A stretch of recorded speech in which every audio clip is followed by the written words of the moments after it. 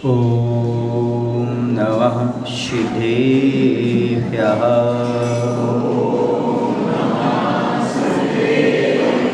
ॐ नमः सिद्धेभ्यः।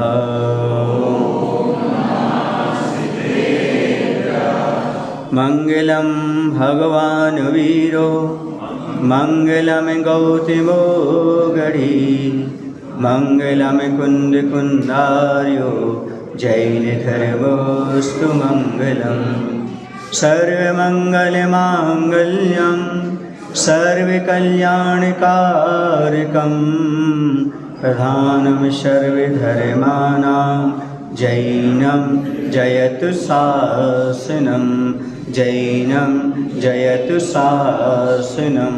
बोलिए अहिंसा परमो धर्म की देवादिदेव श्री शंभुनाथ भगवान की, आचार्य कुंद महाराज की, आचार्य गुरुदेव भगवान श्री विद्यासागर जी महाराज की।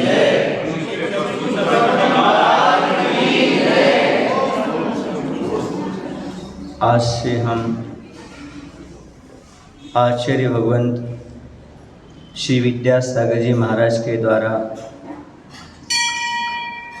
चिंतन की गवाक्षी रचित मूकमाठी ग्रंथ का स्वाध्याय प्रारंभ कर रहे हैं। सबसे पहले हम ऐसे आचार्य परमेश जी को बार बार नमोस्तु करते हैं, नमोस्तु करते हैं। यह मूकमाठी ग्रंथ आचार्य भगवंत ने अप्रैल माह में 1984 में मड़िया जी क्षेत्र पर प्रारंभ किया था लिखना, और यह पूर्ण हो गया था लगभग यह हुआ था फरवरी माह में, और 1987 में नैनागढ़ में पूर्ण हो गया था। मतलब लगभग 4 साल मान करके चले। ये ग्रंथ उन्होंने लिखा था। पुराने मुनि राजों का कहना ये है, जो हमसे पहले दीक्षित हुए, कि महाराज जब 83 में मड़िया जी वहाँ शिखर जी से उनका चिंतन शुरू हो गया था, लेकिन लेखन कार्य कहाँ से शुरू हुआ था? मड़िया जी से। तो ये आचार्य का चिंतन है कि महाकाव्य है, कोई ही महाकाव्य होता है तो किसी एक नायक को लेकर के चलता है, लेकिन यहाँ पर आचार्य नायक मिट्टी को बनाया है। एक पद्दलित मिट्टी कैसे घड़ा बनती है,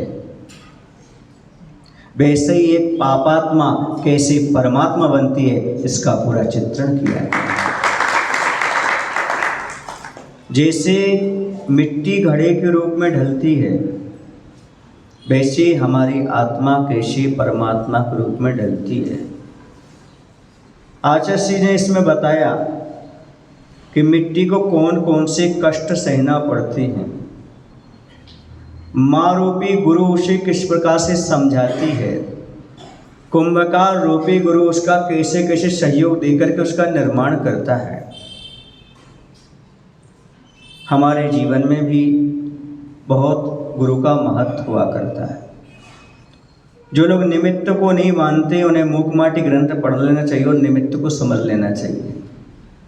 आज इसे बहुत अच्छे एग्जाम्पल दिए कि मिट्टी में भले ही अनंत शक्ति, अनंत संभावनाएं विद्यमान है घड़े बनने की, लेकिन जब तक कुंभकार का निमित्त नहीं मिलेगा, तब तक कभी भी वह मिट्टी घड़े के रूप में परिवर्तित नहीं हो सकती। वैसे ही आत्मा में अनंत शक्ति है भगवान बनने की, लेकिन जब तक गुरु का निमित्त नहीं मिलेगा, तब तक वह भगवान नहीं बन सकता। उन्होंने कई प्रकार के निमित्त बताए। कुंभकार प्रेरक निमित्त है, चाक है, कील है, ये सब घड़े के बनने में निमित्त हैं, और सारे उदासीन और प्रेरक निमित्तों को मिलकर के एक समर्थ निमित्त बनता है, जिसे बोलते समर्थ निमित्त। यानी सारे निमित्तों की समग्रता का नाम समग्र निमित्त कहलाता है। जब समर्थ निमित्त कहलाता है, जब सारे निमित्त मिल जाते हैं। निमित्त और उपादान को समझना भी बहुत जरूरी है। कुंभकार ने कभी भी कंकड़ों को घड़ा नहीं बनाया। पहली जो लड़ाई है पहले खंड की यही है, शंकर नहीं वर्ण लाभ। कंकड़ कहते हैं हमारे लिए भी आप घड़ा बनाइए, हमसे दोष क्यों रख रहे हैं आप? तो बोलते हैं आप में दोष है। क्या है आप में? शंकर दोष है आप मिट्टी जैसे पिघलना नहीं चाहते, आप वर्षों तक पानी में पड़े रहते हो लेकिन कभी आप मुलायम नहीं हुए, और मिट्टी को डालो तो पानी में हम कैसे करें? तो जब उपादान हमारे पास हो तभी निमित्त हमारा काम कर सकता है। कंकड़ों को कैसा भी निमित्त मिल जाए घड़ा नहीं बन सकता, ऐसी अभव्य को कैसा भी निमित्त मिल जाए वह कभी भी परमात्मा नहीं बन सकता। मिट्टी के लिए जैसे निमित्त मिलता है कुंभकार का घड़ा बन जाता है, वैसे भव्य आत्माओं के लिए गुरु का सानिध्य मिलता है, निमित्त मिलता है, उसकी शक्ति जागृत होती है, आत्मा से परमात्मा की यात्रा प्रारंभ हो जाती है।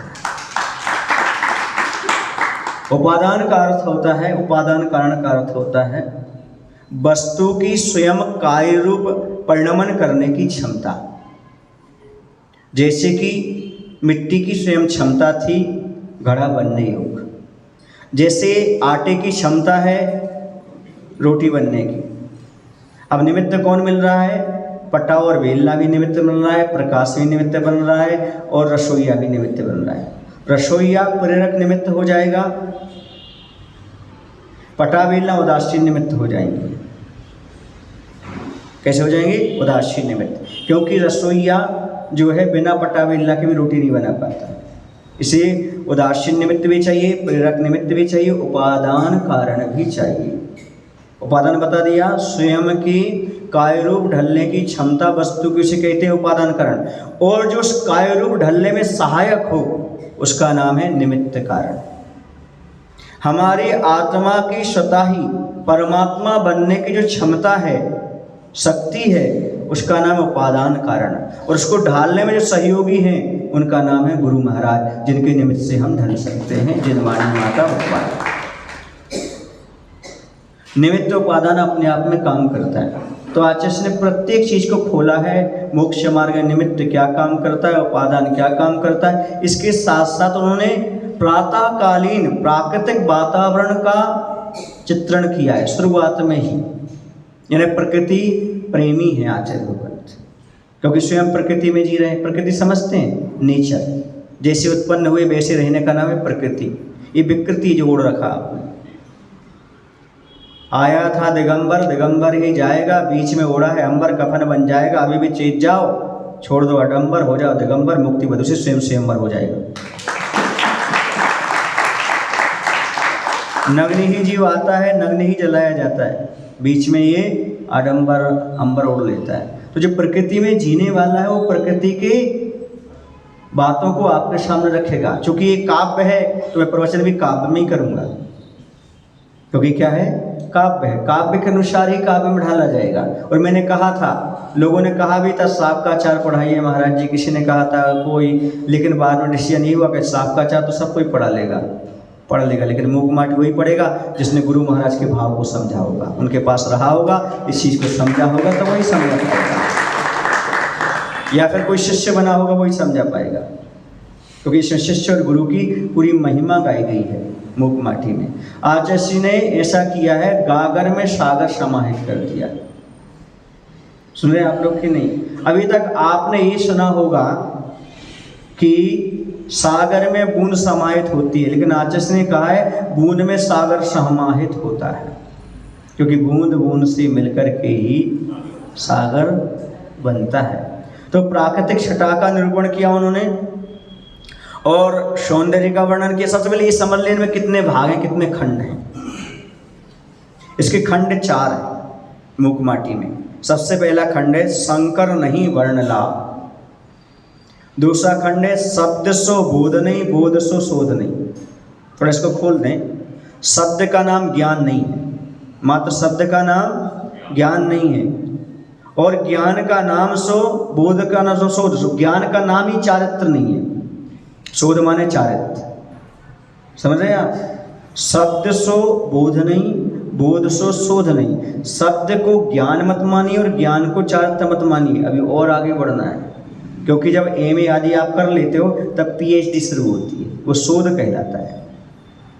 शब्द सो बोध नहीं, बोध सो शोध नहीं। फिर तीसरा आता है पुण्य का पालन। किसका पालन? पुण्य का पालन। फिर आया पात का प्रक्षालन, है ना, यही है, इसी का मतलब पूरा नाम है इसका, तीसरे खंड का। पुण्य का पालन, पाप का प्रक्षालन। पुण्य का पालन करो, पाप का प्रक्षालन करो, ये जरूर पढ़ना आप। तीसरा। चौथा है अग्नि की परीक्षा, चांदी सी राख। ये 4 खंडों में आचार्य ने बताया है।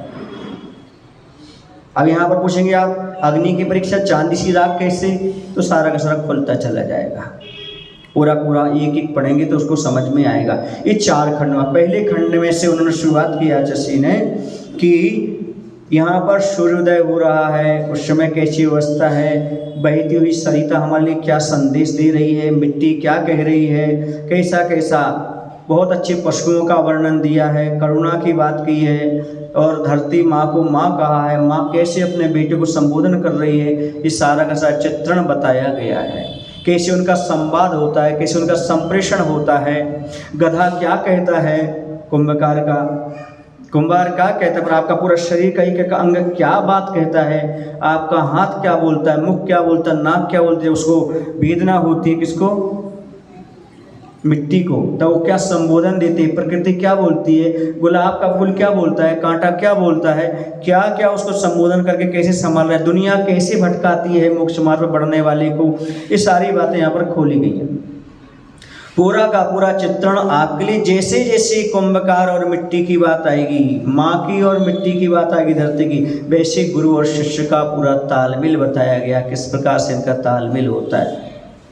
तो ये समझने की आवश्यकता है। कभी कभी ऐसा होता है मिट्टी विचलित हो जाती है, मुझे इतना कष्ट हो रहा है, मुझे खोदा जा रहा है, मुझे पीटा जा रहा है, मुझे रोंदा जा रहा है, और कितनी परीक्षा लोगे, तो समझाती है धरती माँ, नहीं अभी तुम्हें निर्माण करना है। क्या करना है? और ध्यान रखो, सहना बहुत जरूरी है, बिना सहन करे आज तक किसी को उन्नति नहीं मिली। सहना ही गहना है, सुन मेरी बहना, सहना ही गहना है। वहाँ पर बताया जो कुछ तुम सहन करते जाओगे समझो गहना बनता जाएगा, आभूषण बनता जाएगा, आपके जीवन का श्रृंगार बनता चला जाएगा, और जीवन में निखार आता चला जाएगा। जितने अवसर और परीक्षाओं से जितने जितने तुम गुजरोगे उतने उतने तुम्हारे जीवन में निखार आता चला जाएगा। ये यहाँ पर पूर्ण रूप से खोला गया है। साधना की रीति क्या ये बताया, पथ में घाटियाँ कैसे आती ये बताया, प्रतिकार अतिचार का परिणाम बताया, सही सही पुरुषार्थ का स्वरूप समझाया, आस्था की बात बताई, आस्था को कभी डिगने मत देना। कहीं ऐसी ऐसी चीज़ें आ जाती हैं तो आस्था, और किसी की आस्था किसी के कहने पर नहीं जमाना, आस्था कोई कहे तो हटाना नहीं, क्योंकि आस्था अपनी निजी पूंजी है, इसे संभाल करके रखना। ये पूरा का पूरा व्याख्यान आचार्य जी मूक माटी में किया। इसके बाद ये भी कहा है कि शावक को पाद प्रक्षालन करना, अर्थात पड़गाहन कैसे करना, कलश लेकर के, जब कलश का निर्माण हो जाता है तो कैसे साधु विधि लेकर के निकलता है, किसी शावक की नवदा भक्ति कैसे करना चाहिए, आदि आदि सारा का सारा व्याख्यान यहाँ पर आपको मिलेगा। तो सबसे पहले अपन प्रारंभ करते हैं। सीमातीत शून्य में नीलिमा बिछाई, और इधर नीले निरी नीरवता छाई। सीमातीत का अर्थ होता है अनंत, सीमातीत का अर्थ है अनंत, शून्य का अर्थ है आकाश, शून्य का अर्थ है आकाश। तो सीमातीत आकाश में नीलिमा बिछाई, नीला नीला आकाश दिखाई दे रहा है, और इधर, इधर मतलब नीचे, ये आसमान में इस प्रकार का दिखाई दे रहा है, और इधर मतलब नीचे क्या हो रहा है, नीरी नीरवता छाई। प्रातः काल का समय है ना, तो नीरवता माने जहाँ पर किसी प्रकार का कोलाहल नहीं है, कोई भी शब्द नहीं है, ऐसी वहाँ पर नीरवता है। प्रातःकाल का समय है, चूंकि अनंत आकाश में नीली नीली आभा फैली हुई है, और इधर नीचे धरा में कोलाहल रहित शांत वातावरण बना हुआ है। कैसा वातावरण बना? शांत वातावरण बना है। प्रातःकाल का चिंतन करो, आकाश में नीलिमा है, यहाँ नीचे कोई शब्द नहीं है, कोई आवाज़ नहीं है, शांत माहौल चल रहा है, निशा का अवसान हो रहा है, उषा की अवसान हो रही है। निशा माने रात्रि, अवसान माने उसका मरण याना समापन हो रहा है। रात्रि समापन की ओर है, हो गई है, उषा की अवसान हो रही है, यानी अब उषा मतलब क्या हो रहा है, दिन उदित होने वाला है। क्या होने वाला है, दिन उदित होने वाला है। अभी उदित हुआ नहीं है, होने वाला है, समझ रहे ना। उसे उषा काल कहते। कौन सा काल कहते, उषा काल बोला करते। उजाला तो हो गया लेकिन अभी सूर्य का उदय नहीं हुआ है, इस प्रकार का वहां पर चित्रण चल रहा है। भानु की निद्रा टूट तो गई है परंतु अभी वह लेटा है, माँ की मार्दव गोद में मुख पर अंचल ले कर करवटें ले रहा है। भानु माने सूर्य, सूर्य की निद्रा टूट गई मतलब अब उदित होने वाला है, निद्रा टूट चुकी उसकी। अब वही दिशारूपी माँ की, कौन सी माँ है यहाँ पर, दिशारूपी माँ की वात्सल्यमयी गोद में लेटा हुआ है वह। मार्दव माने मृदु भी होता है, मार्दव माने वात्सल्य भी होता है, ऐसी गोद में लेटा हुआ है। कौन, सूर्य। मुख पर अंचल लेकर, मुख होता ना, मुख पर आंचल माने कपड़ा ढक करके, करवटें बदल रहा है, हल्का सा प्रकाश हो चुका है किंतु अभी सूर्य दिखाई नहीं दे रहा है। उस चित्रण का यहाँ पर इसका वर्णन कर रहे हैं। और आगे कहते हैं, प्राची की अधरों पर मंद्र मधुर मुस्कान है, सर पर पल्ला नहीं है और सिंदूरी धूल उड़ती सी रंगीन राग की आवा भाई है। भाई है माने अच्छी लगी, और भाई माने मेरे भाई, समझ गए ना। कहा जा रहा है पूर्व दिशा, प्राची माने पूर्व दिशा के, अधरों पर बने ओंठों पर मंद मधुरम मुस्कान है, मीठी सी मुस्कान प्रतीत हो रही है। सर पर पल्ला नहीं है, इसके सिर पर कोई आवरण नहीं है, तथा चारों ओर सिंदूरी रंग की धूल उड़ती सी लग रही है। थोड़ी थोड़ी लालिमा आ जाती ना, सिंदूर रंग की वो लालिमा दिखाई दे रही है। यह वातावरण सभी के मन को, भाई मैंने सुहावना लग रहा है मेरे भाई। ये दृश्य कैसा लग रहा है, सबको सुहावना लग रहा है, उस समय सबको अच्छा लग रहा है वह दृश्य देख करके। आगे क्या कहते हैं, लज्जा के घूंघट में डूबती सी कुमुदनी प्रभाकर के करछवन से बचना चाहती है वह, अपनी पराग को शराग मुद्रा को पंखुड़ियों की ओट लेती है, देती है। सुनो, ये बहुत महत्वपूर्ण है, अब समझने की बात है। नारी समाज के लिए सबसे पहले शिक्षा दी है, क्योंकि युग के आदि में नारी समाज को शिक्षा देने वाले कौन थे, आदिनाथ भगवान थे, ब्राह्मणी और संधि को देने वाले। और आज वर्तमान में प्रतिभा स्थली के माध्यम से आचार्य भगवान विद्यासागर जी महाराज और नारी जाति के लिए संस्कार दे। मूक माटी में क्यों कहा, प्रश्न उठता है कि आचार्य से सबसे पहले नारी जाति को शिक्षा क्यों दी। क्योंकि जो नारी होती है ना, नर की खान होती है। इसी से भगवान पारसनाथ महावीर तीर्थंकर जन्म लेते हैं। यदि खान सही हो जाए तो उससे निकलने वाला पत्थर तो अपने आप अच्छा हो जाएगा। मशीन सुधर जाए तो उससे निकलने वाला कपड़ा तो अपने आप अच्छा निकल जाएगा। नारी परिवार की रीढ़ की हड्डी के समान होती है। जैसे शरीर में रीढ़ की हड्डी ठीक है तो सारा ढांचा खड़ा रहेगा, और यदि रीढ़ की हड्डी गई तो ढांचा चला जाता शरीर का, बेड रेस्ट। वैसे ही परिवार को सुव्यवस्थित करने वाली कोई होती है तो नारी ही हुआ करती है। तो कह रहे हैं, सुनिएगा वहाँ पर कैसी व्यवस्था है। क्या कह रहे हैं, वो कह रहे हैं यहाँ पर कि लज्जा के घूंघट में डूबती सी कुमुदनी प्रभाकर के करछवन से बचना चाहती है। इधर एक सरोवर है, क्या है, सरोवर है, तालाब है, उसमें रात्रि में विकसित होने वाली कुमुदनी, दिन में जो खिलता है उसे कमल कहते हैं, जो सूर्य से खिले उसे कमल कहते हैं, जो चंद्रमा से रात में खिले उसका नाम कुमुदनी है। अब चूंकि चंद्रमा दिख नहीं रहा है, चंद्रमा अब छिप गया है, तो कुमुदनी भी अपने आप को छिपाना चाहती है। क्यों, अब सूर्य परपुरुष हो जाएगा। कौन हो जाएगा, पर उसको अपना चेहरा नहीं दिखाना चाह रही है। क्या कह रही है? रात्रि में विकसित होने वाली कुमुदनी बंद होने को है। ऐसा लगता है मानो लज्जा के कारण वह सूर्य की किरणों के स्पर्श से बचना चाहती है, अतः अपनी पराग और शराग सहित जो सुंदर मुद्रा को पंखुड़ियों की ओट देकर छुपा रही है। लज्जा का घूंघट होना बहुत जरूरी है। किसका घूंघट? याद रखो, नारी की आंखों में लज्जा होती है और पुरुष की आंखों में संकोच होता है। जिस नारी के पास लज्जा नहीं है, जिस पुरुष के पास संकोच नहीं है, वह कभी भी धर्म का पालन नहीं कर सकता। पहले ऐसा होता था, जब घर में पुरुष प्रवेश करता था तो खास करके प्रवेश करता था। संकोच, पता नहीं घर में नारी किस रूप में बैठी हुई है, ताकि वह पल्लू को ढक ले, व्यवस्थित हो जाए। इसलिए पुरुष संकोची होता था, एकदम प्रवेश नहीं करता था। या तो दरवाजे को खटखटाता था या फिर खांसता था। ससुर बाबा पहले यही करते थे, ताकि वह अपना पल्लू ले ले, पल्लू नीचे पड़ा हुआ है तो। पर पुरुष ऐसे प्रवेश नहीं करता था।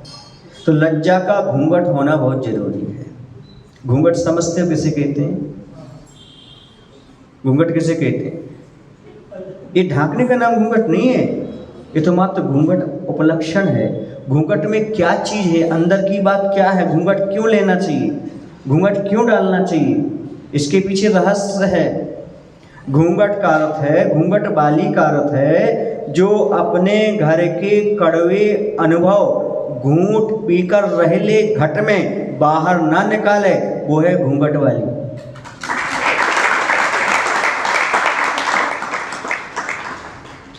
जब परपुरुष को देखना ही नहीं है तो उसको अपने घर की बात बताना क्यों? अपने घर की बात बाहर जाएगी कैसे? सब कहाँ रह जाएगी? यदि चेहरे घूंघट में है तो घर का चरित्र भी घट में है। यदि घूंघट बाहर आया तो घर का चरित्र भी बाहर पहुंच जाता है।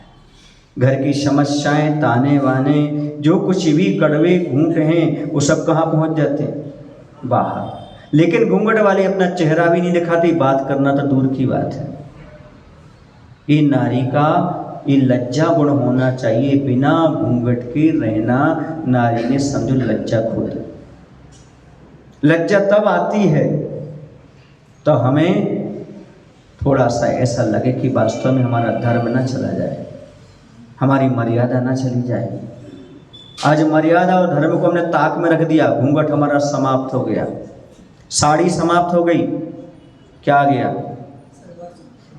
शादी होने के उपरांत भी अब सलवार सूट पर घूमने लगे।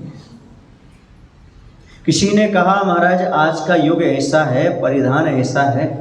मेरा प्रश्न ये उठता है, आज भी बहुत सारी देवी देवताओं की स्थापनाएं होती हैं। इस युग में कौन सी देवी देवताओं को सलवार सूट पहना के खड़ा किया जाता है? बोलो ना, युग बदल गया ना, देवी देवताओं को बदल दीजिए आप। कौन से रामचंद्र जी, हनुमान आदि को पैंट शर्ट पर खड़ा किया जाता है? सारे के सारे आपके परिधान बदलते चले जा रहे हैं, इसलिए सारी की सारी मर्यादाएं समाप्त होती चली जा रही हैं। आज घूंघट समाप्त हो गया, चुंदरी समाप्त हो गई, मर्यादाएं समाप्त हो गई, सारी चीज़ें बाहर आ गई। इसलिए आपका धर्म कर्म भी समाप्त हो गया, क्योंकि जितनी मर्यादा में रखोगे उतने मौज मस्ती में मंगल में रहोगे। क्योंकि मर्यादा मंजिल पर पहुंचने का वादा है। जो मर्यादा में रहते हैं उनका पक्का हो जाता है ये मंजिल पर पहुंच कर ही रहेंगे। घूंघट होना बहुत जरूरी है। हम पर पुरुष को अपना चेहरा नहीं दिखाएंगे, क्यों? क्योंकि मेरा चेहरा मात्र अपने पति के लिए ही है, मेरा श्रृंगार मात्र अपने पति के लिए है, मैं दूसरे को श्रृंगार नहीं दिखाऊंगी। ये भाव क्या नारियों के अंदर है? फिर कैसे कहेंगे हम लज्जा के घूंघट में? आप सोचो, लज्जा का घूंघट है ये। जिसको शर्म आती है वही घूंघट लेकर चल सकता है, जिसके पास शर्म नहीं है उसके पास घूंघट भी समाप्त हो गया। बुरा तो नहीं लग रहा है? नहीं लगेगा तो सुधरोगे कब? सुधरना जरूरी है। तो इस चीज को समझो, बिना घूंघट के बाहर नहीं निकला जाता। ये नारी जाति को समझने की आवश्यकता है। देखो, पाप से बचने के कुछ तरीके होते हैं। क्या होते हैं? एक तो हमारे पास समझ हो तो हम पाप से बच सकते हैं। समझ शक्ति यदि हमारे पास है तो हम पाप से बच सकते हैं। हम समझेंगे कि इसके परिणाम क्या होंगे जो हम आज करने के लिए जा रहे हैं। इतनी समझ तो होना चाहिए जो आज हम करने जा रहे हैं इसके दुष्परिणाम क्या निकलेंगे। ये समझ हमें होना चाहिए हम किस कुल के हैं, किस खानदान के हैं, किस परिवार के हैं, किस धर्म को मानने वाले हैं।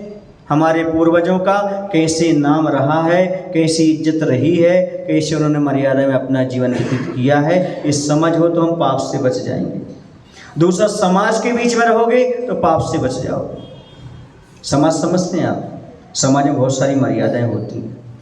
समाज का संकोच होता है। हम समाज के बीच में रहते, भैया हमें उच्छृंखल नहीं रहना। हम समाज में रहते हैं, हम होटल में खाएंगे, लोग क्या कहेंगे? हम चाट के ठेले पर खड़े होंगे, क्या कहेंगे? हम ये काम करेंगे, समाज के बीच में क्या करेंगे? तो एक समाज का एक समझ सकती हो तो पाप से बच सकते हो, मर्यादा में रह सकते हो। दूसरा, समाज के बीच में रहोगे तो पाप से बच सकते हो। कौन सी शक्ति हो गई? समझ शक्ति, समाज। और तीसरी बता दूं आपको, तीसरी शर्म। कोई लोग कुछ कहता, भैया शर्म तो खाओ, कुछ तो लज्जा आएगी तुम्हारे लिए, बेशरम तो मत बनो, निर्लज्ज तो मत बनो।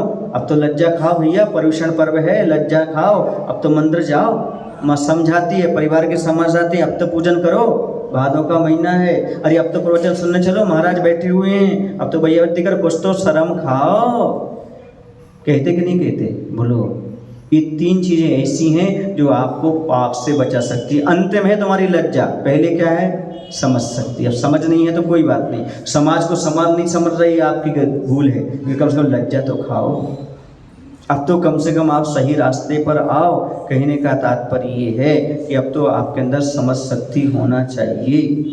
देखो तो वह कुमुदनी, उसकी किरणें तक पसंद नहीं कर रही। किसकी किरणें? हाँ, ऐसे ही कोई पर पुरुष की आंखें मुझे देख लें, ऐसी सही नारी इसे पसंद नहीं करती। और आज जितना भी ब्यूटी पार्लर का खर्चा है वो दूसरों को रिझाने दिखाने के लिए ही है। बुरा तो नहीं लग रहा? लग जाए तो क्या करोगे?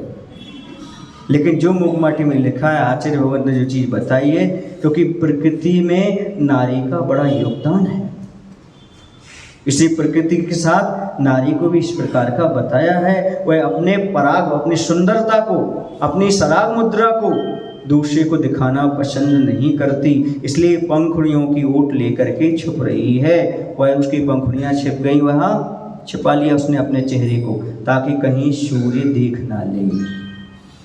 क्योंकि ये हम चंद्रमा के हैं, हम सूर्य के नहीं हैं।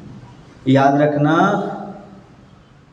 नारी की हृदय रूपी वेदी पर, नारी की हृदय रूपी वेदी पर मात्र एक ही देवता बैठता है। समझ में आया हो तो कोई बात नहीं, आया समझ में? किसी समर्थन नहीं किया लेकिन इसका।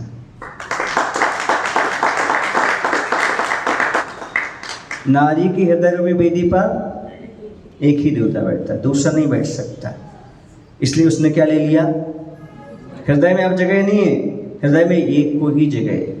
राजुल कहती है कि मैंने नेमिनाथ को अपनी वेदी पर, हृदय की वेदी पर बैठा लिया, अब दूसरा आ ही नहीं सकता, इसलिए हम तो उनके पीछे जाते हैं अपना कल्याण करते। तो समझ में आ रहा आप लोगों को? हम ये महापुरुषों की जो गाथाएं हैं उनको भूलते चले जा रहे हैं, उनके आचरण को भूलते चले जा रहे हैं। क्या होगा? सब दुखी रहेंगे, ऊपर से मुस्कान रखेगी, अंदर तो। इसी में आजकल कहता हूँ, लोग हंसते हैं तो लोग समझते हैं इन्हें आदत है मुस्कुराने की, पर उन्हें क्या पता है इनकी पहली अदा है गम छुपाने की। आचार्य से कहते प्राचीन भारत में लौटो, प्रति भारत, प्रति भारत माने पुराने भारत में आ जाओ। प्रतिभारत, प्रतिभारत, प्रतिभा स्थित स्थल इसलिए बनाइए ताकि आप प्रति भारत में आ जाओ। कहाँ जाओ? पुरानी संस्कृति को अपना लो। उन नारियों को, उन बच्चियों को इसलिए प्रतिभाशाली में शिक्षा दी जा रही कि वहाँ पर रहेंगे तो जीवन भर वो काम में आएंगे, उनके वो जो संस्कार दिए जाएंगे, कैसे रहना, कैसे नहीं कहीं रहना, ये सारी की सारी शिक्षा उनको प्राप्त होती जाएगी। लो इधर अध खुली कमलनी डूबते चांद की चांदनी को भी नहीं देखती, आंखें खोलकर ईर्ष्या पर विजय प्राप्त करना सबके बस की बात नहीं, और वह भी स्त्री पर्याय में अनहोनी सी घटना। क्या कह रहे हैं? और दूसरी ओर कमलनी जो अधखुली है वह भी डूबते चांद की चांदनी को भी पूरा तरह आंख खोलकर नहीं देख पा रही है। कारण चांदनी के प्रति ईर्ष्या भाव लगता है। क्या लगता है? चूंकि ईर्ष्या जलन भाव है, उस पर विजय प्राप्त करना चाहिए, सबके बस की बात नहीं है, और वह भी स्त्री पर्याय में अनहोनी सी घटना है। हम पर पुरुष को दो कारण से नहीं देख पाते, दूसरे व्यक्ति को दो कारण से। या तो हम अपनी मर्यादा में रहना चाहते हैं, पर पुरुष को चेहरा नहीं दिखाना चाहते, या पुरुष ईर्ष्या करते हैं। क्या करते हैं? ईर्ष्या कर, इसलिए हम पर पुरुष को देख नहीं चाहते। लेकिन पर पुरुष को ईर्ष्या की वजह से नहीं देखना चाहते हो तो ये आपकी भूल है, लेकिन हमारे शील में दोष न लग जाए इसलिए नहीं देखना चाहते हो, तो ये धर्म ध्यान है। ईर्ष्या स्त्री पर्याय में स्वाभाविक होती है, ये नियम है। ये बहुत कठिन है, ईर्ष्या को छोड़ पाना बहुत कठिन है, बहुत कठिन है। मानो या ना मानो, आचार्य भगवंत ने ये लिखा है कि स्त्री पर्याय में अनहोनी सी घटना है। अनहोनी माने जिसका होना संभव ना हो, यानी ईर्ष्या छूटना स्त्री पर्याय में बहुत मुश्किल है। एक स्त्री दूसरी स्त्री से ईर्ष्या ना करे, ऐसा संभव ही नहीं है। देवरानी जेठानी के रूप में या किसी के रूप में कहीं ना कहीं ईर्ष्या आपस में पलती ही रहती है। ईर्ष्या छूटना बहुत कठिन है, क्योंकि ईर्ष्या बहुत खतरनाक चीज है। ईर्ष्या कब उत्पन्न होती है? जब हम सामने वाले को अपने से अधिक गुण वाला मान लेते हैं, अधिक सम्मानित मान लेते हैं, अधिक पुण्यवान मान लेते हैं, तब हमारे अंदर ईर्ष्या उत्पन्न होती है। देखो, सामने वाले को लोग चाहते हैं, हमें नहीं चाहते। सामने वाले की इज्जत है, हमारी इज्जत नहीं। सामने वाला इतना ज्ञान प्राप्त कर गया, हम ज्ञान प्राप्त नहीं कर पाते। सामने वाला ऐसा करता है, हम नहीं, तो ईर्ष्या उत्पन्न हो जाती है। और जैसे हम दूसरे वाले को, सामने वाले को बड़ा मानते हुए उसके गुणों की ओर ध्यान रखें, इसने ऊंचाई कैसे पाई, इसने इतने ज्ञान कैसे पाया, इसने ऐसे गुण कैसे पाए, ऐसा सम्मान क्यों पाया, यदि उन गुणों को हम प्राप्त कर लें तो ईर्ष्या अपने आप समाप्त हो जाएगी। लेकिन किसी व्यक्ति को अपने से जाना, वही हम काम कर रहा है, वही दूसरा काम कर रहा है, लेकिन हमें सम्मान नहीं मिल रहा, दूसरे को मिल रहा है, उसकी हम कमियां गिनाने लगते हैं, उससे हम ईर्ष्या करने लगते हैं। ये भूल जाते हैं कि उसको सम्मान किसकी वजह से मिल रहा है, कहीं हम उसमें कहीं कम तो नहीं है, हमारे पास कमी तो नहीं है, ऐसा ध्यान हम नहीं रख पाते। ठीक, मैंने माना कि उसका शरीर सुंदर है इसलिए उसे लोग पसंद करते हैं, मेरा शरीर सुंदर नहीं है कोई बात नहीं, लेकिन कम से कम हम कर्म तो सुंदर करें, हमारे कर्म सुंदर होंगे तो हर एक व्यक्ति हमें पसंद करेगा। आपने पाश्चात्य दार्शनिक का नाम सुना, सुकरात का? सुकरात चेहरे से कुरूप से बताते, कुरूप, सुंदर चेहरा नहीं था उनका, लेकिन हमेशा आईना अपने पास रखते थे। वैसे भी आप लोग तो रखते ही होंगे अपने पास आईना, अब तो मोबाइल आ गया तो आईने की जरूरत नहीं पड़ी, उसमें सब कुछ दिख जाता है। घर में तो एक आईना है कि नहीं है, सबके पास है। वह आईना रखते थे। लोगों ने पूछा, आप इतने महान दार्शनिक हो और आपको ये चेहरा देखने की क्या आदत है और क्या आपको मिलता है, कुरूप चेहरा आपका आप क्यों देखते हो? उन्होंने कहा, मैं रोज ये चेहरा देखता हूँ और भगवान से प्रार्थना करता हूँ, भगवान मेरा चेहरा तो कुरूप है ही, लेकिन अब मेरे कर्म कुरूप ना हो जाएं, मेरी क्रियाएं समीचीन सुंदर हो जाएं, इसलिए मैं रोज अपना कुरूप चेहरा देखा करता हूँ। आज सुकरात को चेहरे से नहीं जाना जा रहा है, उसके अंदर के चरित्र को भावों से जाना जा रहा है, उसके परिणाम कैसे थे। आज हम मात्र बाहरी रूप को सजाने में लगे रहते हैं, अंदर के परिणामों के बारे में बिल्कुल भी विचार नहीं करते, बिल्कुल भी नहीं सोचते। तो यहाँ पर जो कहा जा रहा है, लज्जा हमारा सुरक्षा कवच है, ईर्ष्या हमारे लिए घातक है, इसलिए ईर्ष्या से बचो।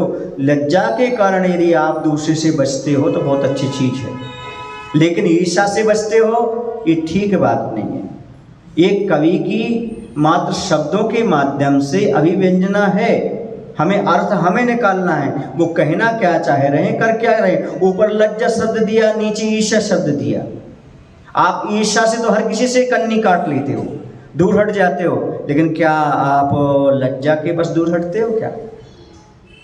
कहीं दूसरा देख ना ले, पाप के भाव ना हो जाएं उसके या हमारे, इसलिए आप देखना बंद कर रहे हो कि ईर्ष्या से देखना बंद कर रहे हो। दोनों में बहुत अंतर होता है। ईर्ष्या के माध्यम से तो हम भैया उनको देखनी पसंद नहीं करते, ईर्ष्या भाव भैया हम उस दृष्टि से हम उनको कभी नहीं देखते, उन्हें हम भाई की दृष्टि से देखते हैं, पिता की दृष्टि से देखते हैं, लेकिन ईर्ष्या की दृष्टि से देखना ये ठीक नहीं है। समझ में आ रहा? ये अर्थ को निकालते जाना, समझते जाना। ऐसा तो कह रहे हैं, और दूसरी ओर कमलनी तो अधखुली है, वह भी डूबते चांद की चांदनी को भी पूरी तरह आँख खोलकर नहीं देख पा रही है, कारण चांदनी के प्रति ईर्ष्या भाव लगता है। क्योंकि ईर्ष्या पर विजय प्राप्त करना सबके बस की बात नहीं है, और यह स्त्री पर्याय में तो अनहोनी सी घटना लगती है, बहुत अनहोनी घटना है। क्योंकि ईर्ष्या थोड़ी थोड़ी बात पर आ जाती है और परिवार में लड़ाई झगड़े इसी बात पर, उन्हें ऐसा क्यों मिला, उन्हें ऐसा क्यों मिला, ये बात भूल जाते हैं आप। सबका अपना अपना पुण्य है। क्या है? 4 पंक्तियां सुनाता हूं आपके लिए, समझ में आ जाएगा, पूरा विवरण समझ में आ जाएगा आपको। तलवार से छाया को कभी काटा नहीं जा सकता, ये परछाई है, इसे तलवार से काटा नहीं जा सकता। अक्ल और हुनर को आपस में बांटा नहीं जाता। अक्ल माने बुद्धि, हुनर माने कला। अक्ल और हुनर को आपस में बांटा नहीं जाता। तलवार से छाया को कभी काटा नहीं जा सकता। अपने किए पाप पुण्य अपन को ही भोगना पड़ता है बंधु, इनको आपस में बांटा नहीं जा सकता। सामने वाले का पुण्य का उदय है, तुम ईर्ष्या करके और पाप बांधोगे और नीचे गिरते चले जाओगे। जो सम्मान जितना थोड़ा मिल रहा था और वो नहीं मिलने वाला, उसकी प्रशंसा करो, उसका सहयोग दो, तो हो सकता है कि आपका भी पुण्य बढ़ जाए, ईर्ष्या समाप्त कर लो। यदि ईर्ष्या को समाप्त नहीं कर सकते अपने जीवन में, तो तुम ईश्वर के दर्शन नहीं कर सकते। भगवान का दर्शन कैसे करो? अभिमान को कम नहीं कर सकते तो भगवान का दर्शन कैसे करो?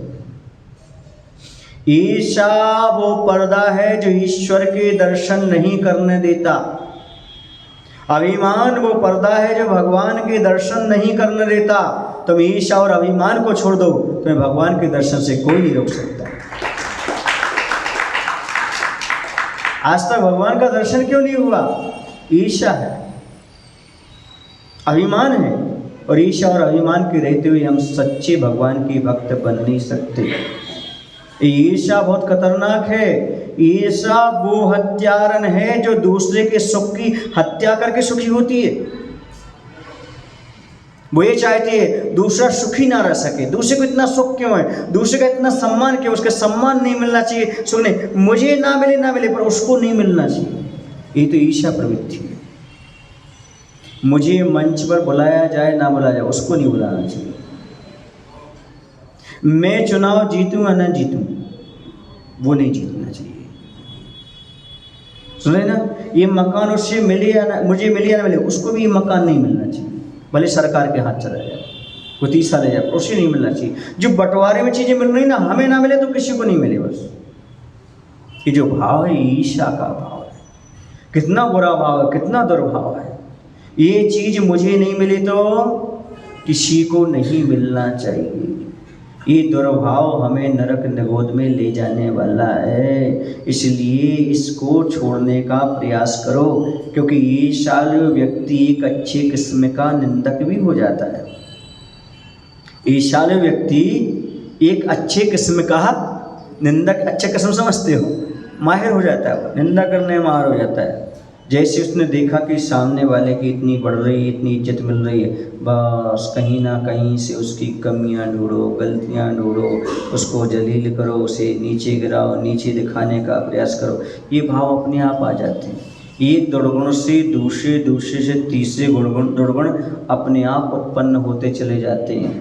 इसलिए यहाँ पर नारी समाज को संकेत किया जा रहा है, किसी से आप ईर्ष्या मत करिएगा।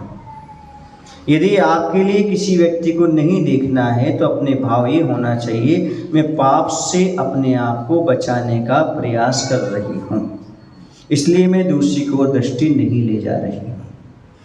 ये भाव ना हो कि मैं उन्हें देखना ही पसंद नहीं करता। क्यों पसंद नहीं करता? क्योंकि उनके पास ऐसा है, ऐसा है, ऐसा है। समझ गए ना? ये ईर्ष्या भाव अपने आप में बहुत खतरनाक है। ईर्ष्या आज तक यही कराती है, लड़ाई झगड़े कराती है, बेमनस को उत्पन्न कराती है, नरकों में ले जाती है। ईर्ष्या के इतने खतरनाक दुष्परिणाम है कि आदमी अनंत संसार का अधिकारी हो जाता है, अनंत संसार में भटकता रहता है, नरक निगोर में दुख उठाता रहता है, लेकिन ईर्ष्या भाव को छोड़ नहीं पाता। और जिसने ईर्ष्या नहीं छोड़ी, समझो उसने भी धर्म ध्यान की ओर कदम ही नहीं बढ़ाया। क्यों? क्योंकि उसकी कर्म सिद्धांत पर विश्वास ही नहीं है। जब ये कहा है अक्ल और हुनर को बांटा नहीं जाता, उसमें अक्ल है, उसमें हुनर है, उसका पुण्य का उदय है, उतना सम्मान मिल रहा है। आपका भी पुण्य का उदय नहीं है। आप पुण्य बढ़ाइए, शांत भाव रखिए, समता परिणाम रखिए, जो उसको मिल रहा है कल तुम्हें भी प्राप्त होने लगेगा। अब सामने वाले कोई चीज़ प्राप्त हो रही है तो आपकी ईर्ष्या करने से, बुराई करने से क्या वो चीज़ उसकी छिन जाएगी क्या? आपके बुरे भाव से आपका तो पाप का बंध होगा, उसका थोड़ी पाप का बंध हो जाएगा, उसका तो पुण्य पुण्य ही रहेगा। उसे जो मिलना है तो मिलना ही है। प्रकृति में जिसे जो कुछ मिलना है वो मिलेगा, कोई टाल ही नहीं सकता, कितना कुछ भी कर लो तो। क्यों? वह स्वयं चाहे तो गड़बड़ कर सकता है, क्योंकि हमारा पुण्य हमारे पास है, आपका पुण्य आपके पास है, हमारा पाप हमारे पास है, आपका पाप हमारे पास, सबका पाप पुण्य का उदय। लेकिन महसूस हम क्या करते हैं? सामने वाले को सम्मान मिल रहा है, पक्षपात हो रहा है। हमें सम्मान नहीं मिल रहा है, हमें हमारे पास पक्षपात हो रहा है। अभी हम कर्म सिद्धांत पढ़ रहे, कर्म करना, उसमें यही आया, सुभग नाम कर्म का उदय होगा तो सब पसंद करेंगे, और दुर्भग का है तो कोई पसंद नहीं करेगा। शिष्य नाम कर्म का उदय है तो हम बोलेंगे, लोग पसंद करेंगे। दुष्य नाम कर्म का उदय है तो हम बोलेंगे, लोग पसंद नहीं करेंगे। अब इसमें ये सामने वाले के प्रति ईर्ष्या क्या? उसे पसंद कर रहा है, उसका सुस्वर नाम कर्म का उदय हमें पसंद नहीं कर रहा, दुष्य नाम कर्म का उदय हमें देखकर कोई प्रीति नहीं कर रहा है, दुर्भग नाम कर्म है उसे देखकर प्रीति कर, सुभग नाम कर्म है। पर महाराज जी उस समय तो अंदर से खोल जाता है, ऐसा लगता है कि पक्षपात कब तक सहन करें महाराज, एक सीमा तो होना चाहिए सहन करने की।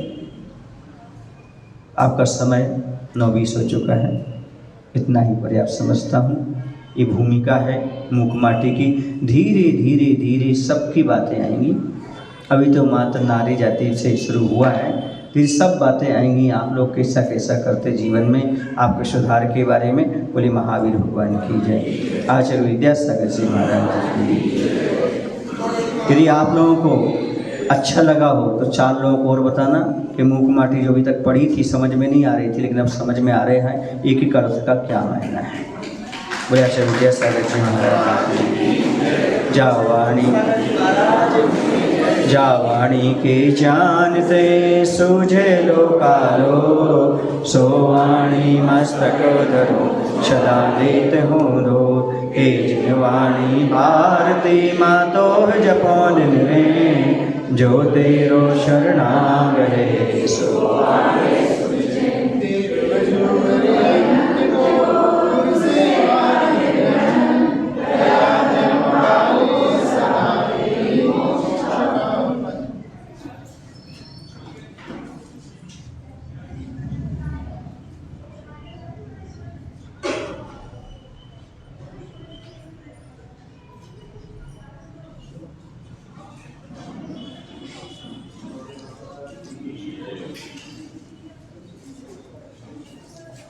गौरीशान निर्माणी माता मुनि श्री 100 महाराज की नमोस्तुते।